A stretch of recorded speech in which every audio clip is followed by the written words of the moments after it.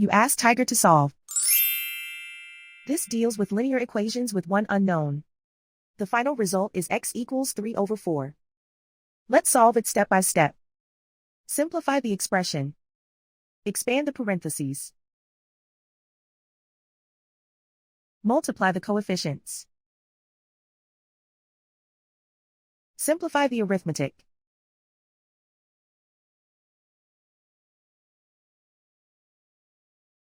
Group all constants on the right side of the equation.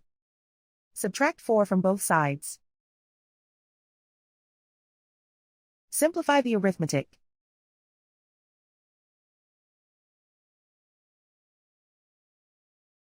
Isolate the x. Divide both sides by 24. Simplify the fraction. Find the greatest common factor of the numerator and denominator. Factor out and cancel the greatest common factor. And so the final result is x equals 3/4.